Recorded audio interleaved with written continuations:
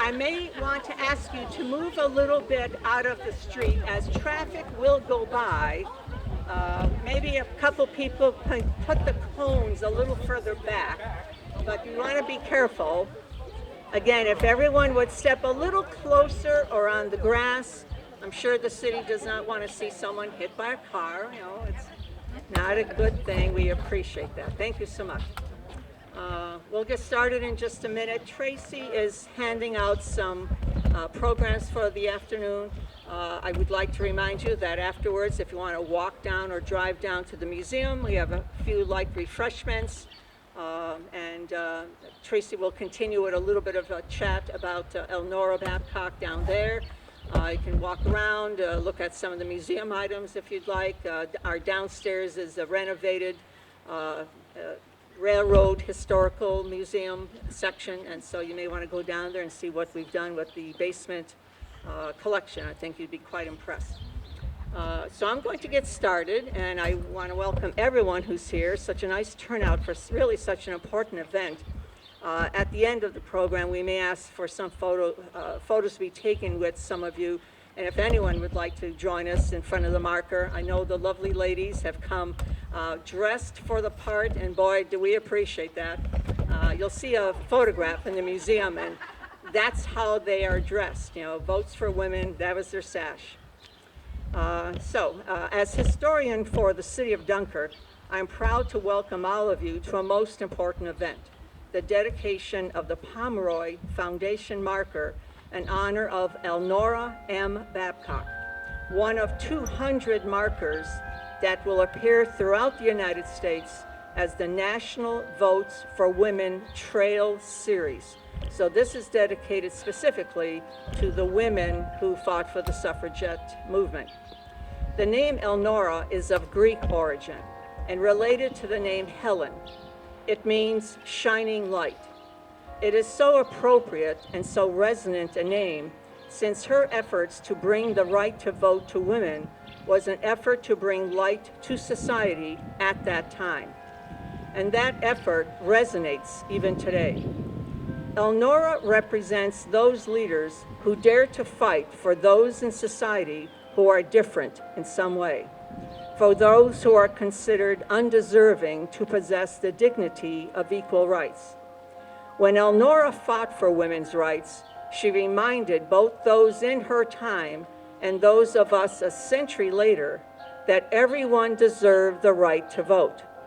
Throughout history, monarchies and authoritarian governments had a single ruler who decided who owned land, who lived and died, and which laws prevailed, if any. In America, in a democracy, the voter decides. And that voter might be rich or poor, black or white, Christian or Muslim, male or female. That is what we celebrate today. We live in a time when authoritarians endanger democracies. We live in a time when authoritarians threaten our own democracy, threaten our voting rights. And so I welcome all of you to celebrate Elnora and to celebrate democracy. Right now, it is 1899, and Elnora M. Babcock has been just named Superintendent of Press Work for the National American Woman Suffrage Association. And she sits in that house behind us, writing press releases that will be sent to all the important newspapers in the country. And her work is our work. And that work must not just continue, but in many ways has really just begun. And so we're thrilled to be here today.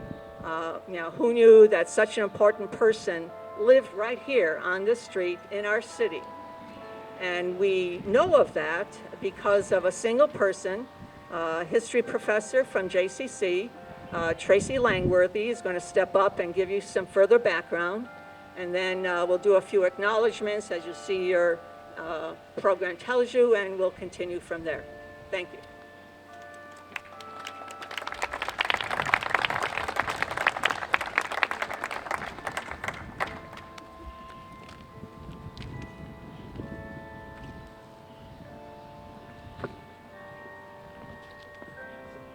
never make these for short people.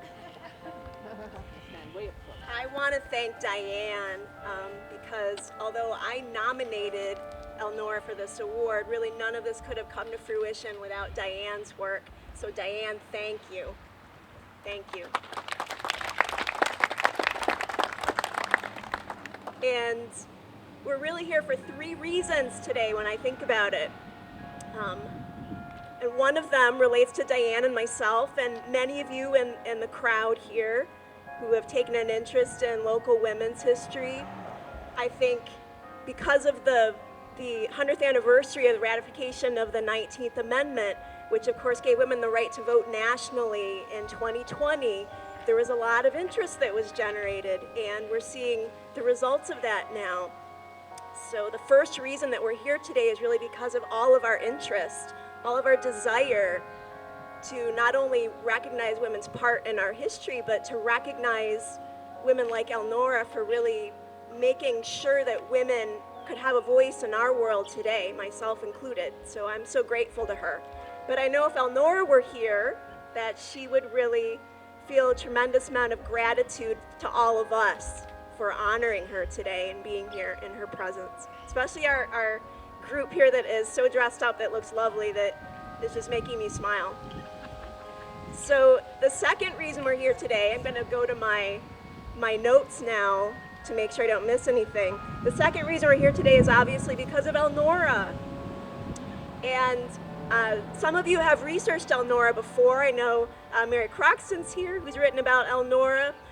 Sarah Kibler is here somewhere, who researched Elnora many years ago for a women's history class of mine, or actually for a class at Fredonia.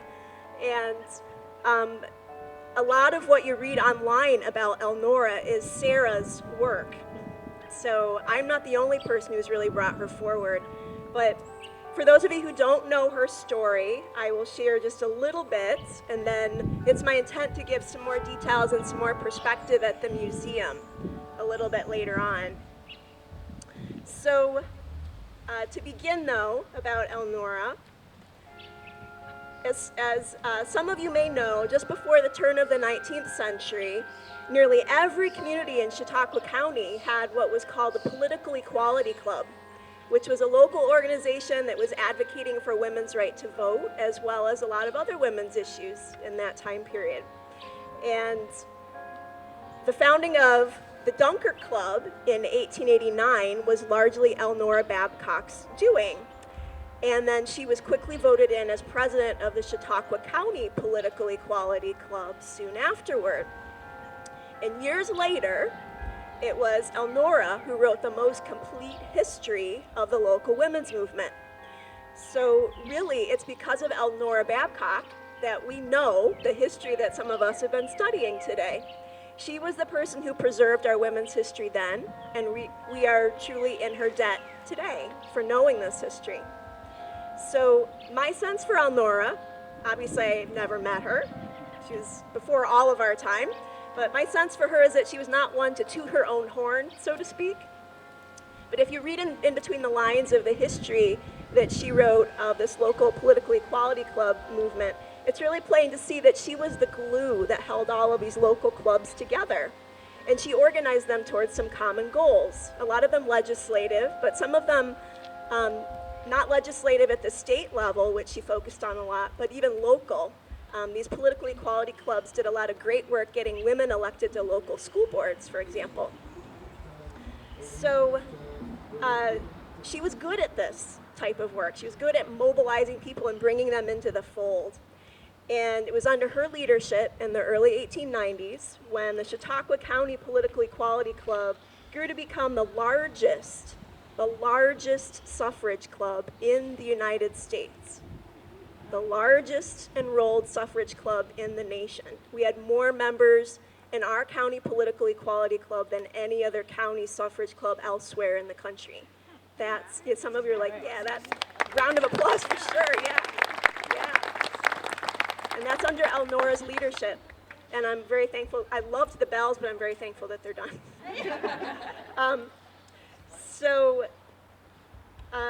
The leaders of the national women's movement recognized this achievement for sure, and they designated Chautauqua County as the banner cause in the nation for women's, or the banner county, excuse me, in the nation for the cause of women's suffrage.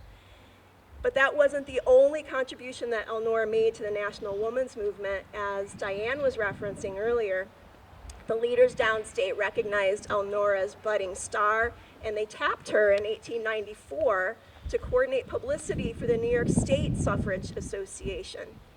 And it wasn't long before Susan B. Anthony herself induced Elnora to take the helm of the National Suffrage Organization's Press Bureau in 1899, which is the date that Diane was taking us back to in her opening.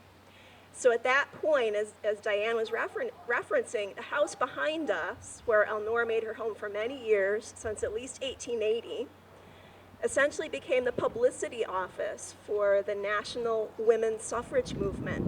And this is largely because of Elnora and her talent, not only for organizing people, but also for organizing words and ideas together to make a really convincing written argument for the cause, which she did in countless newspaper articles through the years. And this leads me to the third reason, the last reason I'm going to say about why we're here today when you think about it.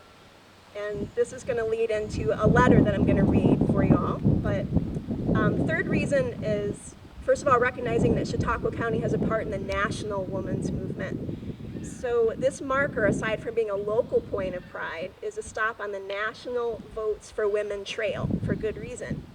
And for this, we must thank the Pomeroy Foundation and the National Collaborative for Women's History Sites, who collaborated back in 2020 on the occasion of the 100th anniversary of the 19th Amendment, again, to create this National Votes for Women Trail that is meant to commemorate a number of sites around the country that are important to the development of women's voting rights. And even going beyond 2020 now, they're now considering sites that are looking towards the enfranchisement of African American women, for example, which doesn't happen until the 1960s.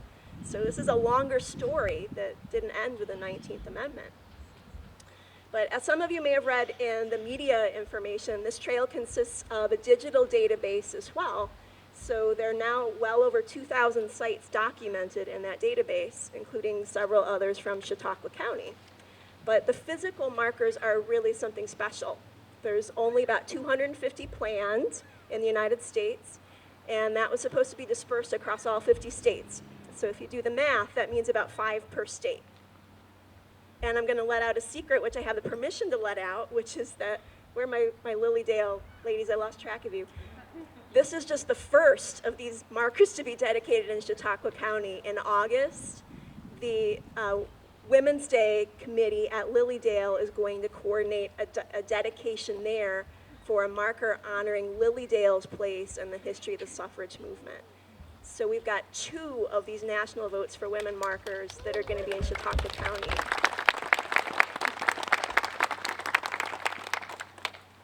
So for this, we owe a particular debt of gratitude to the William G. Pomeroy Foundation, which provides the funding for the physical markers.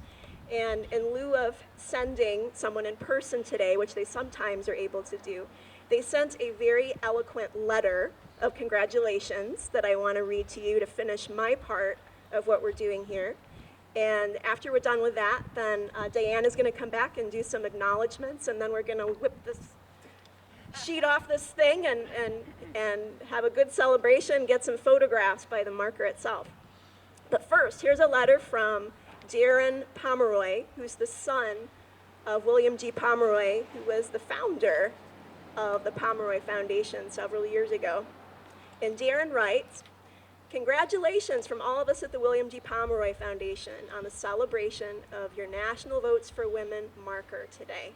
We send our warm greetings from Syracuse as you commemorate women's suffrage leader Elnora Monroe Babcock. We wish we could be with you for this special occasion. With this marker, the Dunkirk community illuminates the important contributions made by Elnora Babcock through her steadfast advocacy for women's suffrage. Dunkirk is a part of a select group of locations from across the United States that tell their women's suffrage history with a marker funded by our foundation. National Votes for Women trail markers are well researched with primary sources reviewed by professional historians. That's what sets the Pomeroy Foundation markers apart as the gold standard of historical markers. At the Pomeroy Foundation, one of our main initiatives is to help people celebrate their community's history. We do this by offering grants for historical markers and plaques nationwide. And I also want to mention that that's not just for women. We also have another marker dedication coming up very soon. It's going to be in the town of Pomfret that I won't steal the thunder for, but my brother, the Pomfret town historian who's with us, Todd Langworthy, today, he can tell you more details about that. That'll be coming up soon. It's honoring sites that are a part of the General Lafayette's visit to the United States in the early 1800s. So we've got a lot of thanks for the Pomeroy Foundation in our county this year for sure. But Darren finishes his letter by saying, "We are proud to do our part in commemorating the 100th anniversary of the national enfranchisement of women under the 19th Amendment with more than 200 of these wonderful National Votes for Women trail markers. We commend your efforts to recognize Elnora Babcock and send our appreciation to the Dunkirk Historical Society, the City of Dunkirk, we have the mayor who's with us today, Jamestown Community College, where I teach and some of my students have done research on these women, and our partner, the National Collaborative for Women's History Sites, and all those who are here today and involved with this special project. May this National Votes for Women trail marker stand as an important reminder of your history now and for future generations."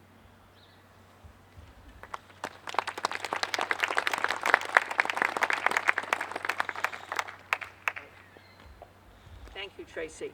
I'm sure, again, you'll be amazed to find some other information out about Elnora down at the museum, so hopefully all of you will be able to follow us there, and if not, the display will be up for at least a month, so you're welcome to stop on by during our hours of operation. I'd like to start with acknowledgments by asking the mayor of the city of Dunkirk, Mr. Wilfredo Rosas, to step forward, and he's going to present a couple of remarks, and he has a special proclamation to state for us. Mr. Mayor?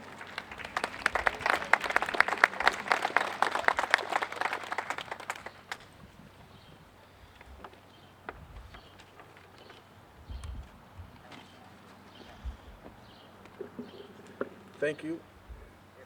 On behalf of all of our city residents, I would like to welcome all of you here to 627 Washington Avenue, here in the city of Dunkirk, as we celebrate the placing of this historic marker on the National Votes for Women Trail. This is important for the city of Dunkirk, and again, as mayor, I'm very proud to be here with you, celebrating the placing of this marker. I would like to thank all those involved with the placing of this marker, including Tracy Langworthy, the Pomeroy Foundation, Mr. Jacob Sam, all the members of the Dunkirk Historical Museum Board of Directors, as well as our city historian, Diane Andrasik. Can I have a round of applause for all them, please?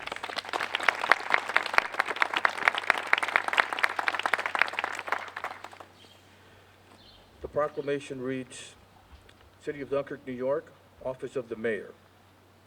Whereas on May 24th, 2023, the City of Dunkirk will celebrate the placing of a historic marker on the National Votes for Women Trail at 627 Washington Avenue, the home where Elnora Monroe Babcock lived from 1880 until her death in 1934.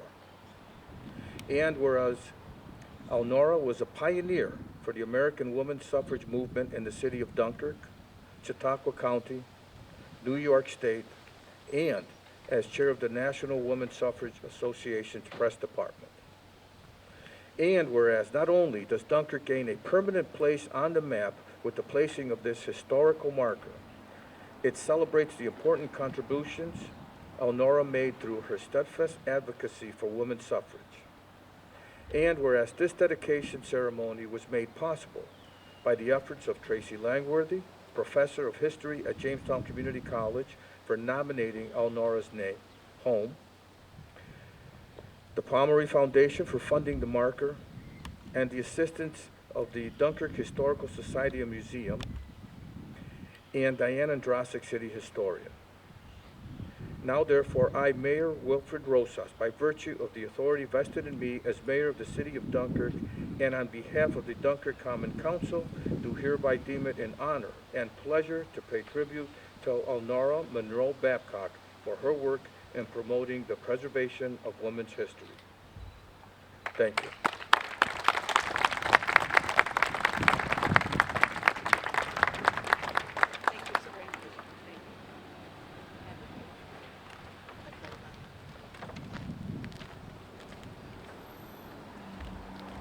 Thank you, Mr. Mayor.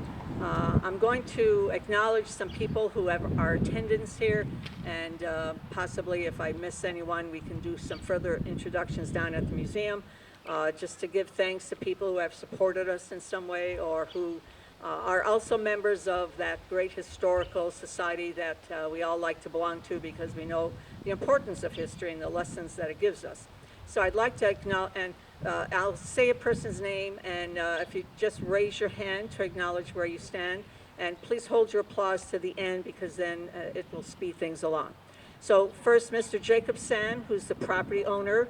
He's with us today, and it takes the participation of the property owner to allow such a thing to be put here. I'm sure he'll be weed whacking a little bit around it from time to time, so it's a bit of a work. So we thank him. Mr. Randy Woodbury, Director of Public Works, is here with us, and I know his staff did a great job of digging the hole, erecting the pole yesterday, and then we set the top on it. Mr. Vince DeJoy, Director of Planning and Development, is with us today. I'd like to thank Chad Feeblecorn, Nick Weiser, and Sally Graves are here from the Historical Society. So we thank them for their participation. Michelle Henry, who is the county historian, is with us. We have Nancy Nichols of the Common Council, and did I see another member of the Common Council here? Am I missing someone? I think Nancy, at least. I don't see her, but I'm going to acknowledge Madeline Cabrera, who's the first woman mayor of our city in 1988, and Janet Kubasik, who's here in the place of Margaret Worsley, who was our second mayor of the city in 1992. She could not be here. Mary Croxton is here. She's president of the League of Women Voters. We have Joanne Mansfield and Carol Corwin and Celeste Elliott of the Lilydale Women's Day Event Committee. You heard of their success and also getting a marker that will be put up soon. Gail Dash is with us. She's vice president of the County Genealogical Society, along with Ruth Nichols, who's president, as well as Arkwright Town Historian. Todd Langworthy, as you heard, East Pomfret Historian, is with us. Thank you for the sound device. Janet Forbes, who is the AAU president from Jamestown, is here. Sue Bigler, secretary of the Sheridan Historical Society. And a wonderful little group. I always admired their chutzpah for coming out and showing the true story. Judy Lutz Woods is here, along with some of her friends from the Chautauqua County Women's Action Group. And they do a wonderful job of, this is what it would have been like in those days for women trying to progress the rights of women. And I, of course, would always like to thank the members of the press who are with us. So thank you all for being here. And again, if I've missed someone, let me know as we walk back to the museum, and I'll be glad to introduce you once we're down at the other location. We also would like to thank, though they're not here, Bill and Judy Parks. Bill Parks is part of the Parshifka family. You may remember the great White Eagle Bakery. Joe, his brother, was part of our Historical Society membership and served on the board. He passed away a few years ago, and it's Bill who found the original document that Elnora wrote that you'll see at the museum, and he found it in a barn amongst a bunch of other papers. And luckily, because he liked history, he found out who is this Elnora Babcock, and he saved those papers. And so you'll get a chance to see them today. And they live down in Pennsylvania, so we thank them for having this given to us on loan. So we thank you very much for all of that. So in a minute, we're going to unveil the document, the marker, and we'll ask some of you to stick around to have some photos taken, the mayor certainly, and maybe the members here from the Historical Society and Common Council, and whoever would like a photograph in front of it. Shirley and Judy and her group would be a great addition to that. So if the members of the press would like to take those photos for us, we would appreciate it. So we thank you very much for being here. We think it's a wonderful moment, very much a unique thing, as you heard said by Tracy. Only 200 of this series in the entire United States, and Chautauqua County, often referred to as just a little rural county in the middle of nowhere, we have 2 of these, whereas some states will have a total of 5. So, good for Chautauqua County. So if Tracy would step forward, let's go on over to our stand here and do our job.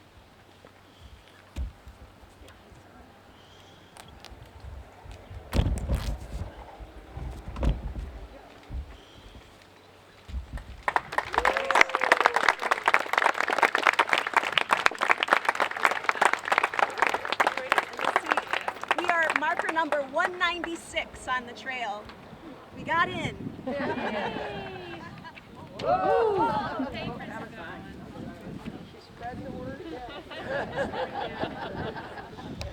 All right, so perhaps the mayor would step forward and we'll do a few photos.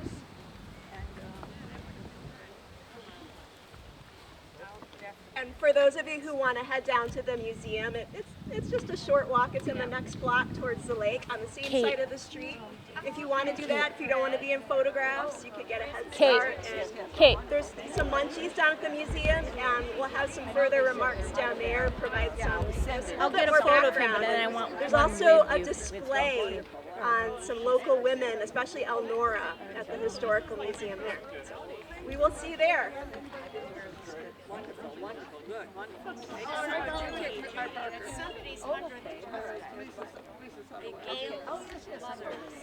Someday we have to have you come down and get some program of that. Okay. Where's Tracy? Tracy, why don't you and I step in there? Stand there. Come here, Tracy. The 3 of us. That's good.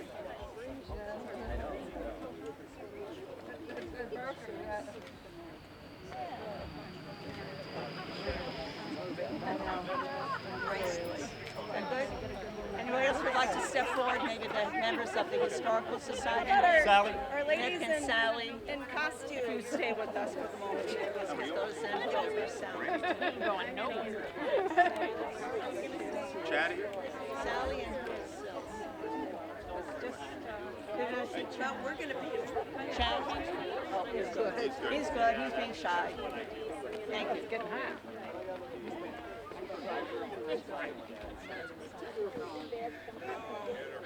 No one knows his last name.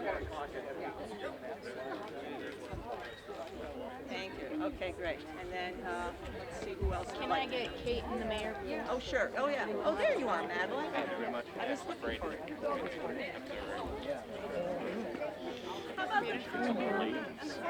Yeah, we'll get them in there now.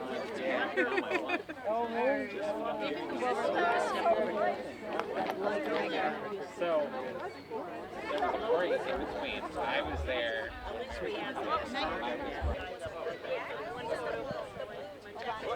Wait, one photo.